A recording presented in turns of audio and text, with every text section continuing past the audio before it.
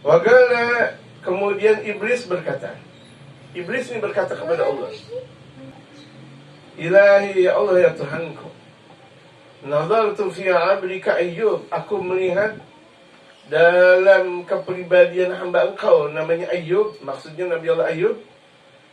Fawajadtuhu syakiran hamidan, aku tahu dan aku jumpai bahwa Nabi Allah Ayyub itu orang bersyukur dan orang yang selalu memuji engkau. Ala walawib tahu, ya Allah, mungkinkah engkau memberikan musibah kepada dia? Terlihat memang dengki. Nabi Allah Ayyub lagi enak-enak zikir, lagi asik-asik zikir. Ya Allah, ya Tuhan, kasihlah dia musibah. Yang ngomong siapa? Iblis. Jadi kalau misalnya ada orang yang nyumpahin keburukan, berarti dia iblis. Biar dia jatuh, Masya Allah. Biar dia miskin. Emang dia tuh emang setan, astagfirullah. Ente setan. Ngomongin orang setan, ente setan, bahkan lebih daripada setan. Betul gak? Ngomong bahwa orang itu setan, itu udah setan duluan. Serem gitu. Setan tuh, nggak boleh kita ngomong-ngomong kayak gitu. Kasar-kasar amat sih kita sebagai seorang muslim. Kita muslimah ngomong kasar luar biasa. Jangan. Yang ngomong-ngomong kasar itu iblis, bukan kita sebagai seorang muslim dan muslimah. Kemudian iblis berkata, Ala walawi tahu ya Allah, engkau berikan bala kepada dia. La raja'an syukrika wa ta'atika, niscaya dia bakal kembali tidak bersyukur dan tidak taat kepada engkau. Kalau engkau berikan musibah, dia gak bakal syukur lagi ya Allah. Dia gak bakal taat lagi kepada Allah. Maka Allah, akhirnya Allah berfirman kepada iblis, Intalik, berangkat engkau wahai iblis. Faqad sallatuka ala malih, aku serahkan kepada engkau untuk menghabiskan hartanya. Jadi itu Allah Subhanahu wa ta'ala memerintahkan iblis, aku serahkan kepada engkau wahai iblis untuk menghabiskan hartanya. Benar, dihabisin sama iblis lah harta-harta Nabi Allah Ayyub. Fantalaga, kemudian iblis berangkat. Wa jami'u afariti syayatin wal jin, dan seluruh ifritnya setan dan jin. Ifrit, jin ifrit datang semua. Makanya kan ada namanya jin apa? Jin ifrit. Jin ifrit itu. Ini semua ifrit. Semua jin ifrit. Dari kelompok setan, dari kelompok jin kumpul semuanya untuk mengambil harta kekayaan Nabi Allah Ayyub. Wa qala lahum, kemudian Allah berfirman kepada setan dan jin, Qad sallatu ala mali Ayyub, aku sudah serahkan untuk menghabiskan harta Ayyub. Silakan kalau engkau mau ambil. Atau engkau mau melakukan apa terhadap hartanya hambaku ini, Ayyub, silakan. Jadi udah diizinin sama Allah. Ini gara-gara si iblis dengki sama Nabi Allah Ayyub. Wa qala li ifritin minha, kemudian Allah berfirman kepada ifrit, I'til ibila wa ru'ataha, ambil onta dan orang yang menjaga onta. Tahrigah, silahkan kalau kamu bakar. Akhirnya ontanya dibakar, onta Nabi Allah Ayyub dibakar. Sumaja iblis ila Ayyub, kemudian setelah membakar onta dan penjaga-penjaga ontanya, akhirnya iblis datang kepada Nabi Allah Ayyub. Fawajadahu qa'iman yusalli, kemudian iblis menjumpai Nabi Allah Ayyub dalam keadaan berdiri sambil sholat. Artinya beliau sholatnya dalam keadaan berdiri. Faqala lahu, kemudian iblis berkata kepada Nabi Allah Ayyub, Ahragatun naru ibilaka wa ru'ataha, api sudah membakar onta dan penjaganya. Faqala Ayyub, kemudian Nabi Allah Ayyub menjawab, Alhamdulillah. Sedikit pun beliau enggak pernah merasa kecewa. Sedikit pun Nabi Allah Ayyub enggak merasa kecewa bahwa hartanya hilang. Beliau yang beliau ucapkan adalah Alhamdulillah. Kita kalau dompet kita hilang bagaimana ibu-ibu? Benar. Benar nih. Hartanya hilang. Ini baru 1 gelas jatuh aja udah 1 RT kelurahan. 1 gelas, padahal 1 gelas berapa harganya sih? 1 gelas, apalagi namanya 1 piring. Anak kita yang jatuh berisiknya luar biasa. Allah Akbar, berapa sih harga gelas? Berapa sih harga piring dan sebagainya? Gak punya duit, ngomong-ngomong sama tetangga. Enak banget ya kamu setiap hari makan sayur bayam. Kamu enak banget ya makan pakai lauk. Saya nih gak punya duit, ngomong. Astagfirullahaladzim. Nabi Allah Ayub yang tadinya kaya sampai gak punya kekayaan, yang beliau ucapkan adalah Alhamdulillah. Ini Nabi dan Rasul ini jamaah sekalian. Yang kita ikuti, kenapa kita disuruh ngikutin Nabi dan Rasul kayak begini? Untuk selalu bersyukur kepada Allah Subhanahu wa Ta'ala. Memang kiblat kita Nabi dan Rasul. Gak boleh kiblat kita kepada selain Nabi dan Rasul. Berantakan nanti pada akhirnya.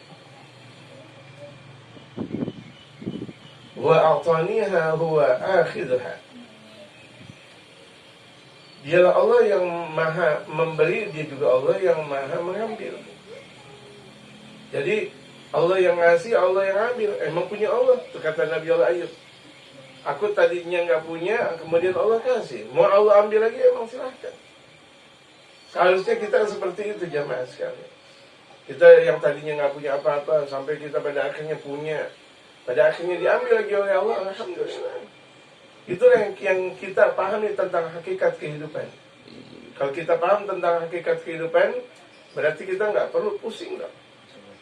Nggak pernah pusing. Kenapa? Kita punya. Dan punya kita, punya Allah. Andaikan kita nggak punya, nggak apa-apa. Itu semuanya datang dari Allah. Yang tadinya kita punya harta, nggak punya harta, nggak ada masalah. Ini berapa banyak orang yang tadinya kerja, nggak kerja, dia pusing.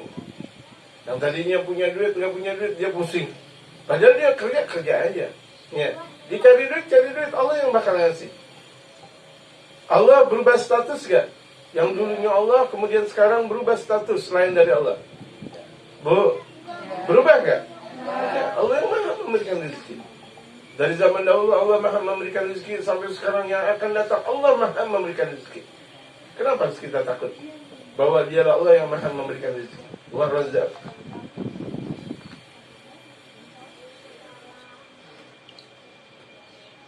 Tsumma fa'ala mithla dzalika bil ghanam.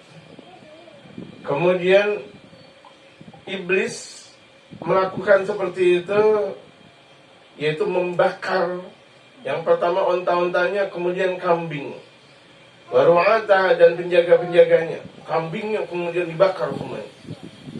Tsumma ja'a ila Ayyub wa qala lahu, kemudian setelah membakar kambingnya Nabi Allah Ayyub, datang ke Nabi Allah Ayyub. Kemudian lagi nasafatir ruhu zar'aka. Berkata iblis kepada Nabi Allah Ayyub, angin puting beliung sudah menghabisi sawah ladang kau. Angin, ya. Angin puting beliung sudah menghabisi sawah ladang kau. Fahamidallah wa asna alaih. Akhirnya Nabi Allah Ayyub mengucap alhamdulillah. Ini iblis makin lama makin benci nih sama Nabi Allah Ayyub. Udah harta kekayaannya dihabisin, tapi ucapannya semuanya alhamdulillah. Makin benci. Emang setan. Gitu. Nggak pernah ada habis-habisnya untuk menggoda hambanya Allah Subhanahu wa Ta'ala. Setan emang. Semagala iblis, kemudian iblis datang lagi ke Allah. Udah kecewa nih iblis, datang lagi ke Allah. Sallitni ala waladihi, ya Allah, serahkan anaknya ya Allah. Kalau tadi hartanya aku sudah bakar semuanya ya Allah, tapi dia masih tetap memuji Engkau. Sekarang anaknya. Faqala lahu, kemudian Allah berfirman kepada iblis, intalik, berangkat engkau. Kalau mau engkau ambil anaknya, ambil, silahkan. Qad sallatuka ala waladih, aku sudah serahkan buat engkau untuk mengambil nyawa anaknya. Anaknya yang masih kecil-kecil, Masya Allah, tuh lihat entar sejarahnya. Fadhahaba ila waladi, akhirnya tuh iblis datang ke anaknya Nabi Allah Ayub. Wa zalzala bihimul ghasra, akhirnya iblis menggoncang istananya Nabi Allah Ayub. Nabi Allah Ayub dari punya istana, istananya digoncang. Kalau istananya goncang, hancur. Mengenai anaknya, meninggal. Wa ghallabahu alim, kemudian tuh istananya dibalik. Tanahnya dibalik, kemudian dibalikan lagi. Waduh, lebih daripada gempa. Kalau kemarin gempa yang ada di Suriah dan atau yang ada di Turki 8 magnitudo, kecil dibanding ketika anaknya Nabi Allah Ayub dipotong beliungkan dengan gempanya iblis laknatullah alaih. Digoyang. Kali ini kan goyang dari bawah. Ya, kemarin Turki dan Suriah itu goyangan dari bawah. Ini dari bawah ke atas, kemudian digoyang lagi. Allahu Akbar. Akbar.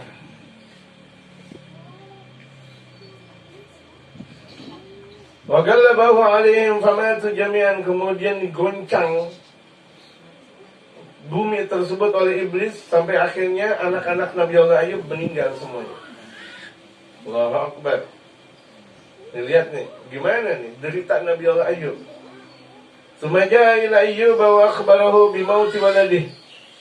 Kemudian iblis datang kepada Nabi Allah Ayub dan memberikan kabar dengan kematian anaknya. Fastaghfara. Ketika itu mendengar kabar bahwa anaknya meninggal, baru Nabi Allah Ayub istighfar, astagfirullah. Baru terasa. Harta sih hilang gak ada masalah. Tapi kalau anak, lu terasa, betul gak? Orang bisa jadi ngambil harta, biarin dah. Tapi kalau lu pukul anak gua pukul lu. Gitu. Lu jelekin anak gua yang datang. Gua sebagai panglimanya untuk membela anak gua. Anak lah. Dalam istilah Betawi kan kayak gitu. Betul gak? Jangan sampai ada anak kita yang mukul anak kita. Kalau mukul siap, mau perang. Dari mulai sekarang siap perang. Kenapa? Anak belahan jiwa. Tapi kalau harta diambil nggak ada masalah. Ini Nabi Allah Ayub baru terasa. Kemarin hartanya diambil semuanya, sawah ladangnya semuanya diambil, emasnya diambil. Alhamdulillah. Giliran meninggal anaknya, astagfirullahaladzim, baru terasa. Kalau udah berbicara tentang anak, karena anak adalah kehidupan jamaah sekalian. Betul gak? Tapi gimana nih Nabi Allah Ayub?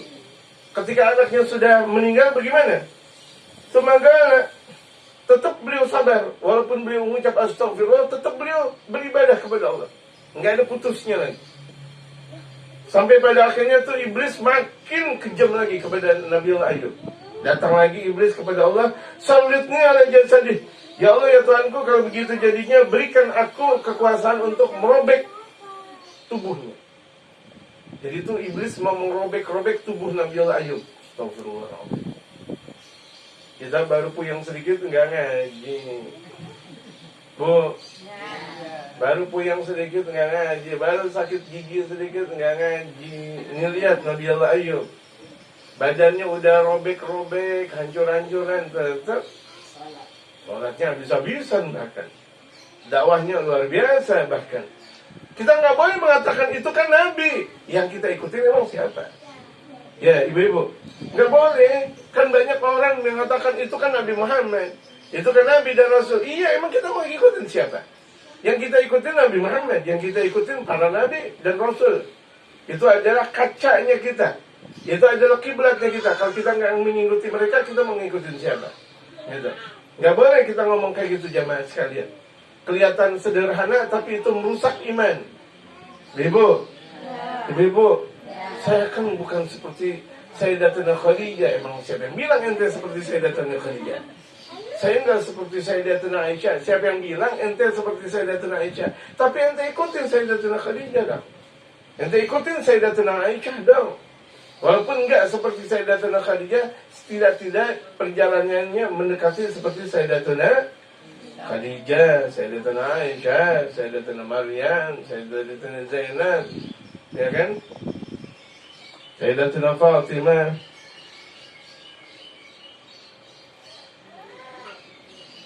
Faqala, kemudian Allah berfirman, "Sallatuka ala jasadih." Aku serahkan buat engkau untuk merobek jasadnya. Silahkan, kalau engkau mau robek, silahkan. Silahkan, ya iblis, kalau engkau mau robek, robek, silahkan. Jadi ini Allah ngomong kepada Nabi Allah Ayub, ngambulin kepada Allah ngomong kepada setan, kepada iblis, lagi ngambulin. Ayo deh, hamba aku walaupun kau mau merusak semuanya, tetap dia bersyukur kepadaku. Dia tetap beriman kepadaku. Itulah hambanya Allah. Ini ada orang miskin sedikit, dikasih Indomie, beda agama, pindah agama. Dikasih pendidikan sedikit, pindah agama. Betul gak? Masya Allah, Masya Allah. Baru dikasih ini sedikit, buka jilbab. Baru dikasih tahu sama nenek-nenek, ini gara-gara ibu-ibu ngaji-ngaji melulu, anaknya pada kelayar keluyuran, nggak pada ngaji. Biarin aja mau nenek-nenek ngomong. Ya nenek-nenek aturan mikirin sajadah. Besok mau meninggal. Ya, tuh nenek-nenek besok mau meninggal. Nggak jadi orang mikirin ibu-ibu pada ngaji. Dengan seperti itu, lebih banyak lagi pada ngaji. Ngaji yang lebih banyak, biarin. Gitu. Ibarat kalau misalnya di per. Tahu gak per ibu-ibu? Ibu-ibu tahu gak per? Ibu-ibu kan dekat dengan per, Jakarta Per. Sini. Jakarta Per itu Jakarta Melar, namanya per. Bahasa saya, bahasa Betawi namanya per. Makanya Jakarta Per, orang Kemayoran melar-melar. Namanya per, kan per, plong gitu lagi. Jadi ibu-ibu dekat dengan Jakarta Per. Gitu. Itu saya tahu dari ilmu Bokir dan Bunor itu. Ya, bahwa Jakarta kita Kemayoran adalah Jakarta Per, Jakarta Melar. Jadi orang semakin ditekan semakin melar tadi. Jadi ulama semakin banyak musibah, semakin tinggi derajatnya di sisi Allah. Nabi Allah Ayub semakin dapat balanya musibah, makin tinggi di sisi Allah. Iblis makin mangkal. Ayub udah diginiin, masih tetap gitu juga si Ayub. Terlihat hambanya Allah. Coba deh, ibaratnya jelek-jelekin ulama makin tinggi kedudukan beliau di sisi Allah Subhanahu wa taala. Kita atau orang-orang yang menjatuhkan ulama makin runtuh di api nerakanya Allah Subhanahu wa taala. Nauzubillahi min dzalik.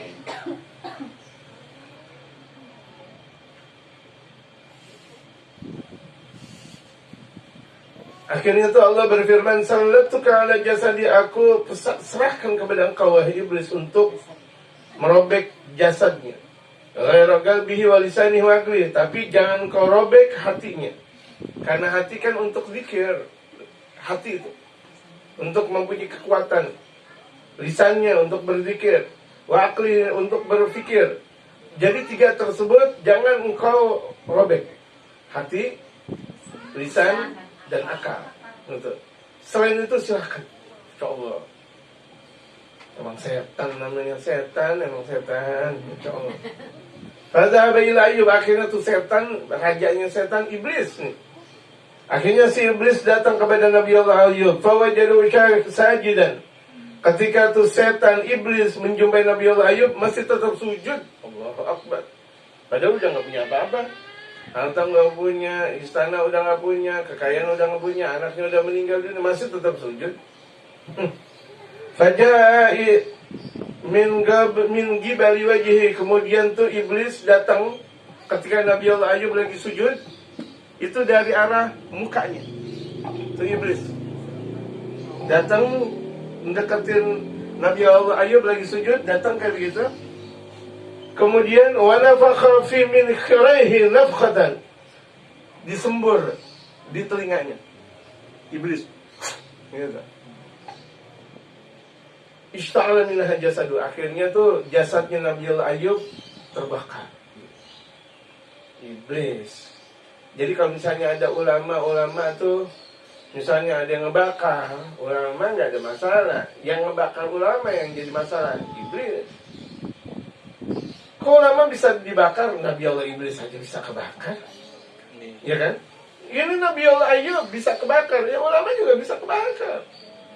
Kok ulama bisa disantet? Bisa aja. Oh, ulama kok bisa disantet? Ulama bisa ini dan itu? Bisa emang karena emang lagi ada apesnya. Meninggal dunia. Tapi meninggal dunianya huzul khatimah. Tapi yang nyantet su'ul khatimah tetap baik di sisi mereka. Di sisinya Allah Subhanahu wa taala, siapapun yang disantet itu baik di sisi Allah Subhanahu wa taala. Gitu. Wa nafakha fi min khiraihi nafkhatan ishta'ala minha jasadu. Wa waqa'a fi hikka, akhirnya mulai gatal. Nabi Allah Ayub gatal. Sampai gatalnya luar biasa diceritakan. Fahakaha bi azfari, sampai Nabi Allah Ayub garuk dengan kuku-kukunya. Saking dahsyatnya itu gatalnya. Hatta sagotot kulha, sampai pada akhirnya daging-dagingnya Nabi Allah Ayub runtuh semuanya. Penderitaan Nabi Allah Ayub. Kita kan nggak ada seberapanya. Baru digigit nyamuk, digigit nyamuk. Belajar lagi tuh sama mana nyamuk mana nyamuk lagi. Ada aja lagi. Ente ketemu nyamuk juga ente lari. Atau bapaknya nyamuk yaitu tawon. Itu lagi sholat Allah Akbar pakai sarung doang, nggak pakai apa-apa. Ya, di tahun ini masuk lagi. Ya kan? Makanya la ilaha illallah. Mudah-mudahan tidak terjadi kepada diri saya dan kepada diri suami ibu-ibu. Amin. Musibah enggak? Musibah dunia dan musibah akhirat. Tawon pakai ngantuknya daerah khusus lagi.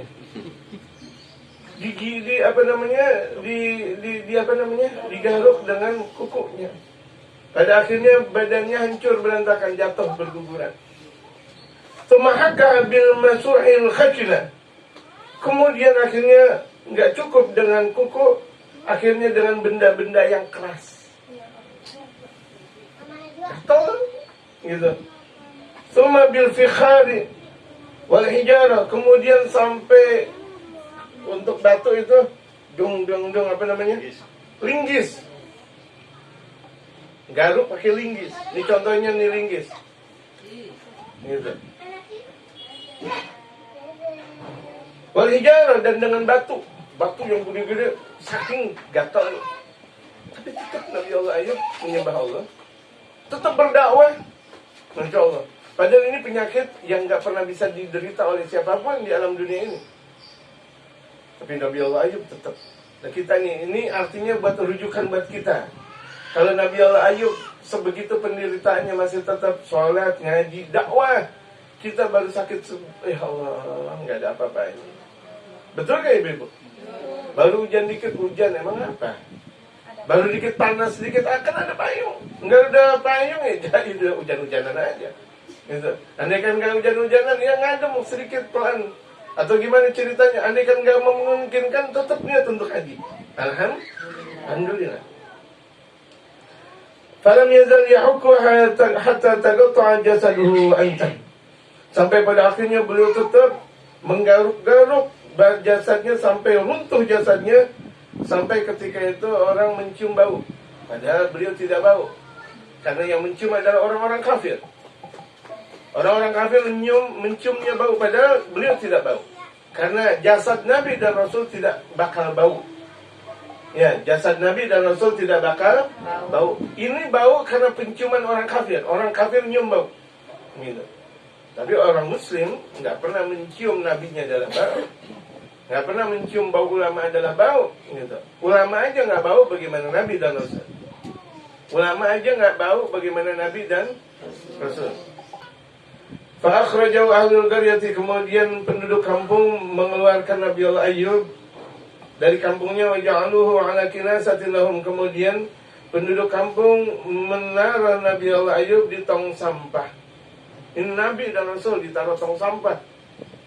Tetap Nabi Allah Ayub beriman kepada Allah, salat, ibadah, dakwah. Wa ja'alu lahu arishan, dan dijadikan buat Nabi Allah Ayub itu ada tanda di tong sampah tersebut. Wa hajarun nasu, manusia seluruhnya, orang-orang semuanya menjauhinya. Kulluhum, semuanya. Ila zaujatahu al-musamma Rahmah, kecuali istrinya yang namanya Rahmah. Emang Rahmah, emang luar biasa. Namanya aja udah Rahmah, kasih sayang. Ya kan, Nabi Allah Ayub punya istri namanya Rahmah. Sayang betul. Jadi tetap mendekatin suaminya, tetap berbakti kepada suaminya. Nah kira-kira istri kita kayak gitu kan? Walaupun kita udah bagaimana dan bagaimana, kayak begitu gak? Istri kita. Insya Allah. Sudah terbukti gak? Dikit. Dikit lagi. Banyak. Dikira hari malah dikit. Banyak. Kalau dikit banyakin lagi. Amin. Gitu. Allah Akbar. Gitu. Kita dari kaya sampai miskin, nggak punya apa-apa terus, ya Allah, sampai ya Allah, orang-orang udah pada takut sama kita, istri kita yang dekat. Ya Allah, cuma aja Allah. Itu istri yang salehah, ibu. Dan giliran suami lagi punya duit, abang sayang. Nggak punya duit, abang tendang. Udah gitu suaminya dikasih racun lagi. Dikasih racun tikus di bibir, mati dah udah. Ngiyang. Nanti kan kalau misalnya tuh dia mati, gua kawin lagi, astagfirullah. Gak benar tuh istri kayak gitu. Nauzubillahi min. Dan itu banyak. Saya ngomong kayak gini bukan karena nggak ada contoh, banyak. Lalu suaminya dikasih racun. Astagfirullah. Udah gitu nggak mati lagi. Nyusahin dia gini. Bandus ente jadi istri. Gitu. Fakaina takhdumu bima yasluha. Istrinya itu selalu mengabdi kepada Nabi Allah Ayub untuk kemaslahatan Nabi Allah Ayub. Selalu mengabdi. Fatatihi bit'am, selalu memberikan makanan. Wa hajaru salatatul ladina amanu wa lam yatruku dinahum. Wa hajarahu as-salatah alladina amanu wa lam yatruku dinahum. Kemudian beliau ditinggalkan oleh 3 muridnya yang selalu beriman tetapi mereka tidak pernah meninggalkan agama mereka. Murid-muridnya juga yang jauh, tapi tetap beriman kepada Nabi Allah Ayub. Cuma istrinya yang udah betul-betul seorang diri. Nabi Allah Ayub dan istrinya yang ada di tong sampah. Ngasih makan untuk Nabi Allah Ayub. Udah gak bisa ngapa-ngapain lagi Nabi Allah Ayub. Sakitnya udah luar biasa. Akhirnya udah lama punya penyakit seperti itu. Diperintahkan oleh Allah untuk mandi. Mandilah engkau ya Ayub. Mandi. Akhirnya setelah mandi, dari mandinya Nabi Allah Ayub alaihi salatu wassalam langsung bercahaya. Dan Nabi Allah Ayub yang memang sudah ganteng, lebih ganteng lagi. Tubuhnya semua bercahaya. Makin mangkal lagi tuh iblis. Waduh, kalau hambanya Allah memang kalau udah dapat musibah, bukan makin jatuh, makin kuat. Tuh lihat tuh iblis. Padahal kan iblis sudah pengalaman untuk selalu menjatuhkan Nabi dan Rasul. Betul gak? Tapi tetap aja untuk menjatuhin kita sebagai umatnya Nabi Muhammad. Kenapa? Karena iblis mau mempunyai pengikutnya lebih banyak lagi nanti di dalam api neraka.